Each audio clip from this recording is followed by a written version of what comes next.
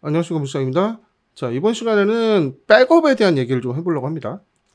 백업이라고 하면 이제 자료를 보관하는 걸 이제 통칭하는 얘기인데, 저 같은 경우에는 이제 행사 사진을 찍다 보니까 사진이 없어지면 굉장히 엄청 큰일 나요. 다시 찍을 수가 없다 보니까. 물론 이제, 인상 사진 같은 경우에도 좀 문제가 생깁니다. 다시 찍기 위해서는. 근데 되게 저렴한 비용으로 막을 수가 있어요. 예를 들어서 뭐, 메이크업을 풀로 해온 여자분이 증명사진을 찍으러 오셨다. 근데 그 사진이 없어졌다. 그래서 사진을 드릴 수가 없다. 그래서 다시 찍어야 됩니다. 라고 했을 때 그 메이크업 비용과 이제 뭐 보상을 좀 해드리면 어쨌든 해드릴 수가 있어요. 근데 웨딩이나 돌잔치나 제가 하고 있는 행사 같은 경우에는 한 번 지나가면 다시 할 수가 없어요. 특히나 이제 웨딩도 돈이 많이 드는데 제가 하는 행사 같은 경우에는 절대 다시 할 수가 없어요. 거기 오는 사람들이 뭐 이렇게 다시 오거나 뭐 이렇게 할 수가 없잖아요, 사실. 돈도 많이 들고. 그러다 보니까 항상 백업을 굉장히 중요하게 생각하고 있습니다. 그래서 카메라도 듀얼 슬롯을 쓰고 있고요. 그래서 이제 A와 B 1번 슬롯과 2번 슬롯에 동시에 메모리를 넣어서 동시에 기록을 하고 있고, 그것도 모자라서 뭔가 좀 예전에는 이제 실시간으로 이제 나스로 전송하는 것도 했었습니다. 요즘엔 잘 안 하고 있어요. 이제 속도가 안 나오다 보니까. 그리고 제가 나스를 운영하고 있잖아요. 나스에다가 사진을 넣어놓고 있어요. 그리고 아주 옛날에는 DVD에 사진을 구워서 백업을 했습니다. 이 백업의 중요성은 제가 이걸 뭐 일일이 말씀드리지 않아도 다들 공감하실 거예요. 사진을 보관하는 방법. 어떻게 보관을 해야 될까? 이거는 굉장히 많은 분들이 다 고민을 하고 있는 부분인데, 제가 나스를 쓰면서 불안했던 부분이 뭐냐면, 나스라는 그 서버 안에 들어있는 저장 장치 또한 하드디스크입니다. 이 하드디스크가 굉장히 불안정한 장치예요. 시간이 오래되고 작동 시간이 초과되면 데이터가 날아갈 수가 있어요. 배드 섹터가 생긴다거나 뭐 하드가 아예 완전히 날아간다거나 이런 경우가 뭐 한 번씩 다 경험해 보셨잖아요. 복구업체 가보신 적도 있었을 거고. 그러다 보니까 사진을 어떻게 보관을 해야 되는지를 굉장히 많은 고민을 했습니다. 그러다가 제가 얼마 전에 유튜브를 봤는데 LTO라는 장치를 발견을 했었어요. 그게 뭐냐면 방송국에서 사용하는 테이프로 된 스토리지입니다. 하드디스크가 아니고.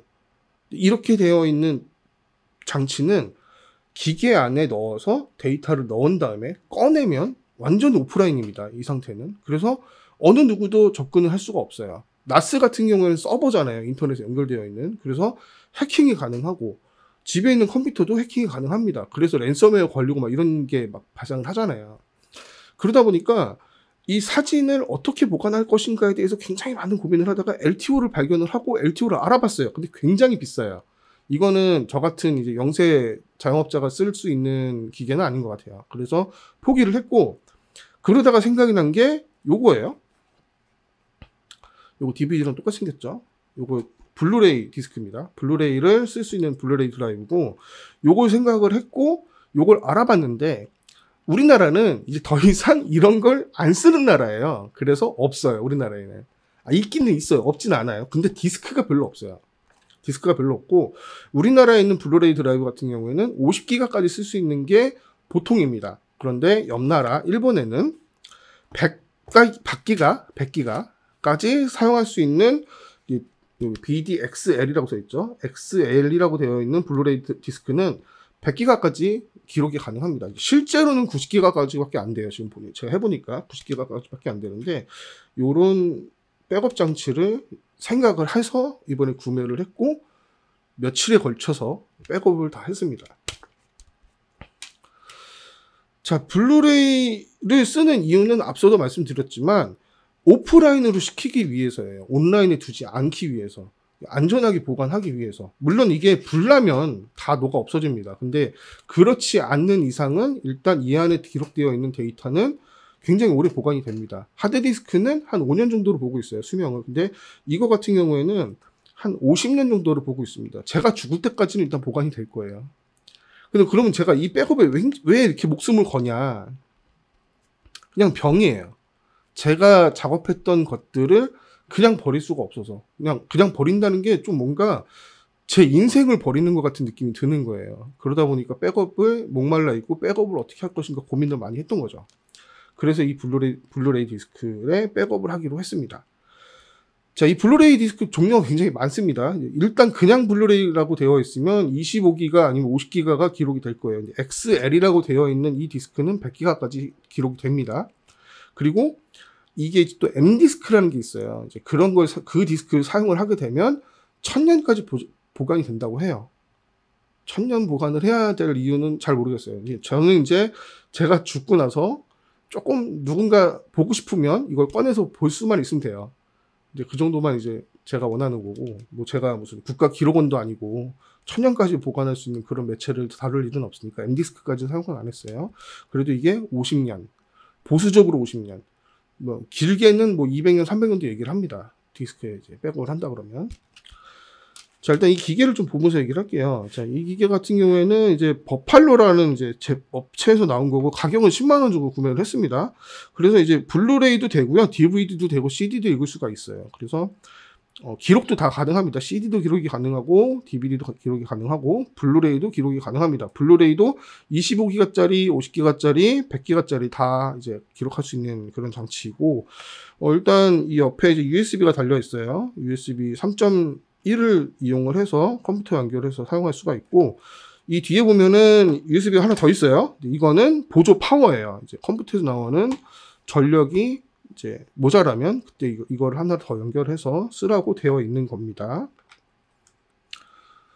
자, 드라이브는 이렇게 생겼고, 요건 이제 디스크입니다. 디스크고, 이제 프린터블 디스크라고 해서 이 표면에 인쇄를 할 수가 있어요. 프린터가 지원을 하면, 이제 앱선 L805 같은 경우가 이 프린터블 디스크에 이제 표면 인쇄를 할 수가 있습니다. 그리고 이제 디스크 안쪽은 사실 이렇게 좀 CD는 약간 은색을 띠고 있고, DVD는 살짝 파란색을 띠고 있는데, 이건 살짝 검은색을 띠고 있는 게 특징이고요. 가격은 이제 한 장에 한 3,500원 정도라고 보시면 될 것 같아요. 이게 직구를 하다 보니까, 이게 우리나라에는 잘 안 팔아요. 이제 BDXL 같은 경우에 이게 직구를 해야 되는데, 아마존에서 20장을 73,000원 정도에 구매를 했습니다. 여기 이제 배송료가 들어가고 했으니까 한 4,000원 정도 보면 될 것 같아요. 한 장에 4,000원에 90기가를 백업을 할 수가 있습니다. 일단 뭐 생긴 거는 이제 뭐 여러분들이 다 알고 계신 그 이제 뭐 디스크하고 이제 기계인데요. 이걸 이제 어떻게 사용을 할 것인가. 저 같은 경우에는 이제 요렇게 백업을 하고 있습니다. 백업을 위에 카메라로 보여드릴게요.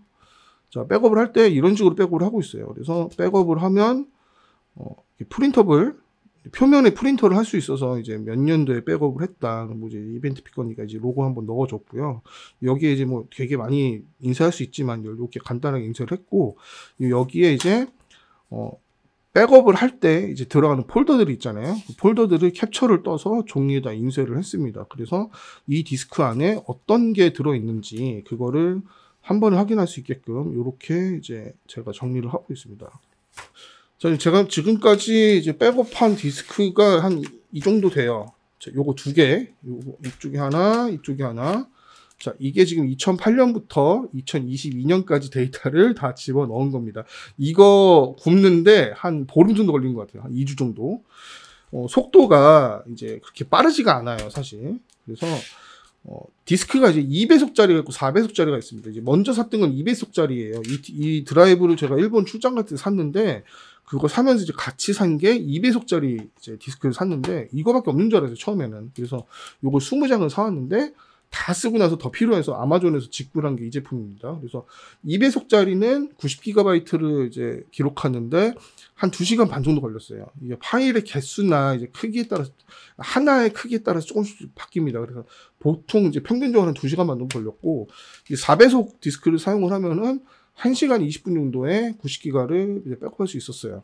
이게 이제 100기가라고 돼 있는데 왜 90기가까지밖에 안 되는지 모르겠어요. 근데 옛날에도 생각을 해보면 DVD에 4.7기가라고 돼 있는데 4.7기가 다 못 넣었던 거 생각해보면 아마 비슷한 게 아닐까 싶은데, 어쨌든 90기가까지, 91기가까지는 들어가는데 그게 넘어가면 이제 드라이브에서 인식을 못 하더라고요.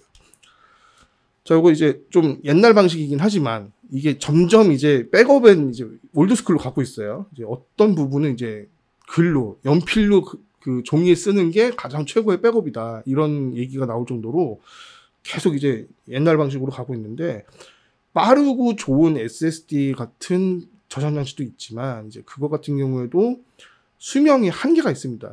SSD 같은 경우에는 이제 총 데이터 기록할 수 있는 그게 정해져 있어요. 그걸 지나가 버리면 이제 오류가 날 수 있다. 보장 못한다. 이렇게 얘기를 하고 있는 거고, 하드디스크도 마찬가지고 5년에서 10년 정도가 지나면 이제 사용 못한다. 이렇게 보고 있습니다. 그래서 오래된 외장하드 연결해 보면 가끔 안 될 때도 있어요. 그렇기 때문에 이렇게 백업을 하는 것도 중요하다. 그래서 굉장히 중요한 사진들 같은 경우엔 이렇게 백업을 하시는 것도 괜찮은 방법일 것 같아서 일단 이렇게 영상을 한번 만들어 봤습니다. 혹시 뭐 궁금하신 거 있으면 댓글 달아주시고, 제 영상 처음 보신 분들은 구독 한번 눌러주시고요.